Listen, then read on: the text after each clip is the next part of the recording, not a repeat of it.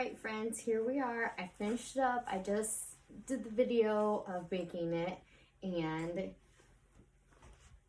I was saying something about like a wristlet or a clutch, and I think I just always assume when I'm building something smaller, like that's what I'm doing. But in reality, I was trying to make a smaller crossbody because I'm more or less like a hands-free person, but I also have been looking to make a smaller version of the crossbody that I have because I personally usually don't carry like really huge purses, and so I was trying to figure out what does that tween size look like. So I started with a smaller one this weekend.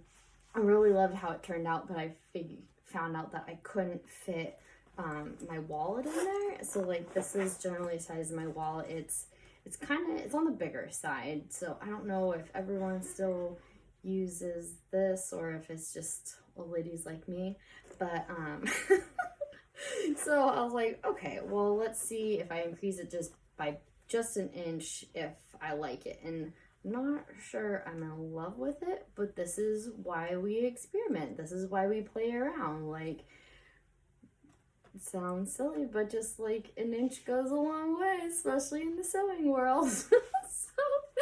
I don't love the short fringe. It feels like I butchered my horse's hair yet again right before show, as always. So that would be one thing that I would change, and just the overall shape. While it does fit the wallet, it just feels a little bit disproportionate. However, I do love the long belt strap on it, and the fun part about it is I've got the gray and white on this side, and then I've got the blue, gray, and white on this side. It's really pretty. So this side of the leather was shiny, and then this side of the leather is more of a suede look. But the bag that I made this weekend that I really love is, I just went really big with the fringe, like over the top, and then I did this gorgeous sunset pattern. And the fun part about it is I also had some tooled leather that I used for the bottom, and then just these like huge boho fringe ends on it that just makes me feel super fancy.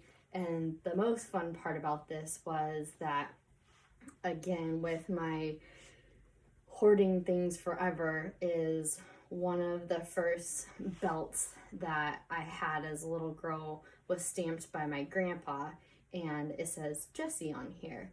And I decided it was time to finally make a purse to match that amazing belt. And so I used my little kid's belt, for the shoulder strap on it. So while it might not necessarily fit a standard wallet in here, I do love the overall shape of this a little bit, or way more than the one that I just made. Who knows though? Maybe if I add like 12-inch fringe to that size, I'd love it too. Just never really know what particularly draws you to one piece until you continue to like Mr. Potato Head it, when you take an element out, put it back in, put it on a different size. But anyways, just wanted to show you this was what the finished product was. All right, bye guys.